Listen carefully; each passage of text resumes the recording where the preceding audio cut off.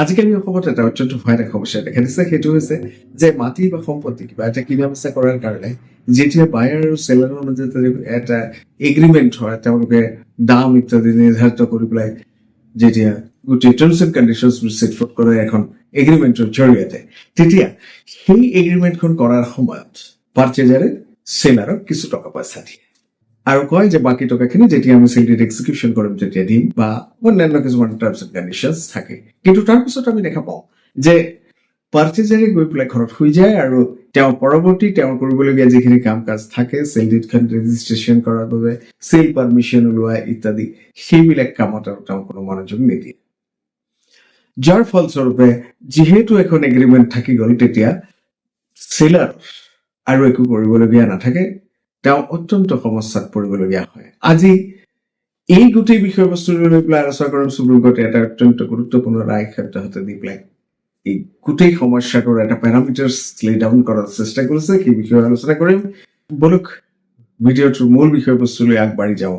মই বিকে কৰা এডভোকেট, গুৱাহাটী হাইকোৰ্ট, আৰু আপোনালোকে চাই আছে লগুৰু আছাম, অসমৰ একমাত্ৰ বিনামূলীয়া ডিজিটেল লিগেল এডভাইজাৰ।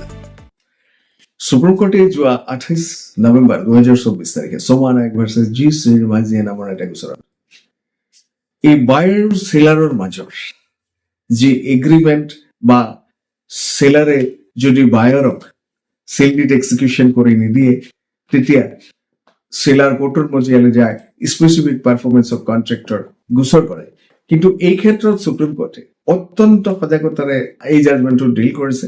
বলক গোটেই জাজমেণ্টটো আলোচনা কৰাৰ আগত কি সেই বিষয়বস্তু, কি ফেক্টছৰ ওপৰত বেছ কৰি পেলাই এই গোটেই কেছটো হৈছিল সেইটো জনাৰ চেষ্টা কৰোঁ। 2005 চনত এই সোমা নায়ক বোলে যিগৰাকী ব্যক্তি, তেখেতে জি শ্ৰীনিবাজিয়াৰ পৰা এটা প্ৰপাৰ্টি কিনিবৰ কাৰণে এখন এগ্ৰিমেণ্টত উপনীত হৈছিলে আৰু গোটেই প্ৰপাৰ্টিটোৰ দাম হৈছিলে 30 লাখ টকা। তাৰ ভিতৰত তেওঁ 12,50,000 টকা পেমেণ্ট কৰিছিল। এতিয়া সোমা নায়কে এগ্ৰিমেণ্টখনত চহী কৰাৰ পিছত বা জি শ্ৰীনিবাজিয়াই এগ্ৰিমেণ্টখনত চহী কৰাৰ পিছত বছৰৰ পিছত বছৰ পাৰ হৈ গ'ল, জি শ্ৰীনিবাজিয়াই চেলৰিত এক্সিকিউশ্যন কৰি নিদিলে বা সোমা নায়কক সেই ক্ষেত্ৰত একো পদক্ষেপ আগনবঢ়ালে। পৰৱৰ্তী পৰ্যায়ত সোমা নায়ক চিভিল কেছ কৰিলে স্পেচিফিক পাৰফৰ্মেন্স অফ কন্ট্ৰেক্টৰ কাৰণে, স্পেচিফিক ৰেলি ফেক্টৰ।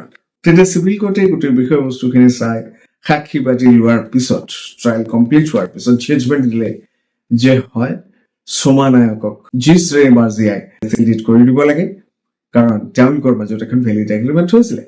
তাৰপিছত জি শ্ৰীনিবাজিয়া হাইকোৰ্টৰ মজিয়া পালেগৈ, ফাৰ্ষ্ট এপিল কৰিলে। ফাৰ্ষ্ট এপিলত সেলাৰৰ যিখন এপিল সেইটো এলাউ কৰিলে আৰু এলাউ কৰি পেলাই ক'লে এই যিটো ট্ৰায়েল কোৰ্টে জাজমেণ্ট দিছিলে সেইটো ভুল জাজমেণ্ট। তাৰপিছত সেই হাইকোৰ্টৰ জাজমেণ্টটোক চেলেঞ্জ কৰি পেলাই সোমা নায়ক সুপ্ৰিম কোৰ্ট পালেগৈ। তাৰপিছত সুপ্ৰিম কোৰ্টে গোটেই বিষয়বস্তুখিনি চালি জাৰি চাই গোটেই facts and circumstances, case laws et cetera গোটেইখিনি চাই পেলাই ক'লে যে এজন ব্যক্তি বা এজন ক্ৰেতা স্পেচিফিক পাৰফৰ্মেন্স অফ কন্ট্ৰেক্টৰ কাৰণে কেছ কৰিলেই যে সেলাৰে তেখেতক চেলৰিত কৰি দিবই লাগিব বা সেই ক্ষেত্ৰত ট্ৰায়েল কোৰ্টে ডিগ্ৰী পাছ কৰিব লাগিব, সেইটো কোনো কথা নহয়।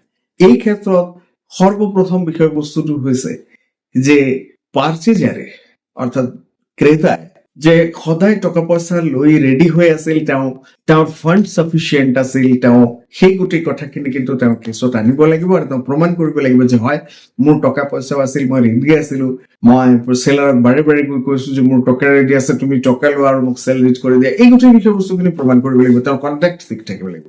সেইটো হৈছে অত্যন্ত গুৰুত্বপূৰ্ণ বিষয়। আৰু এনেই এটা প্লি আনিলেই নহ'ল যে নহয় মই আমাৰ চেলাৰক কৈছো আৰু তেওঁ মোক চেলৰিত কৰি দিয়ে নাই, গতিকে কোৰ্টে ডিগ্ৰী দিব লাগে চেলৰিত কৰি দিবৰ কাৰণে। সেইটো কিন্তু কোনো আইন নহয়। ছেকশ্যন 16C য'ত এই স্পেচিফিক পাৰফৰ্মেন্স অফ কন্ট্ৰেক্টৰ কথা সন্নিৱিষ্ট আছে, সেই আইনৰ ধাৰাটো বিশ্লেষণ কৰি পেলাই কৈছে পাৰ্চেজাৰৰ যিটো বিশ্বাসযোগ্যতা সেইটো হৈছে মূল বিষয়বস্তু। অৰ্থাৎ তেখেতৰ কেছত সৰ্বপ্ৰথমে স্পেচিফিকেলি ক'ব লাগিব, তেওঁৰ প্লেইনখনত তেখেতে লিখিব লাগিব যে মই সদায় ৰেডি আছিলো, সদায় মই টকা পইচা লৈ গৈ পেলাই তেখেতক কৈছো মোৰ ফাণ্ড ৰেডি আছে। এই গোটেই বিষয়বস্তুখিনি কিন্তু কোৰ্টত প্ৰমাণ কৰিব লাগিব। ছেকেণ্ড কথাটো হৈছে তেখেতৰ কণ্টেক্ট।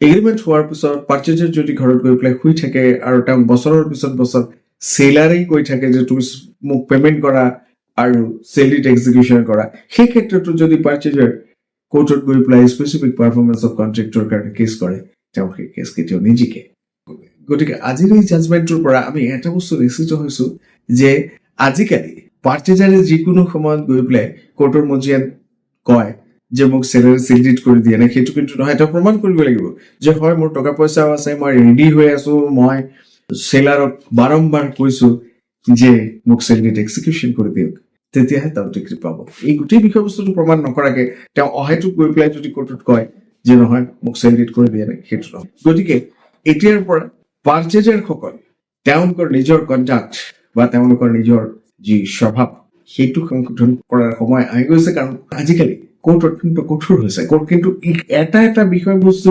চালি জাৰি আছে আৰু চিভিল কোৰ্টৰ কথা এই গোটেই বিষয়বস্তুবোৰ হৈছে চিভিল কোৰ্টৰ এজন চিভিল লয়াৰ হিচাপে মই ক'ব বিচাৰো যে আপোনালোক সজাগ হওক আপোনালোক সচেতন হওক তেতিয়াহে চিভিল কোৰ্টৰ গৈ পেলাই কেছ জিকিব পাৰিব আশা কৰো ভিডিঅ'টো আপোনালোকৰ উপকাৰত আহিব আগন্তুক ভিডিঅ'ত আকৌ লগ পাম ভালে থাকক কুশলে থাকক নমস্কাৰ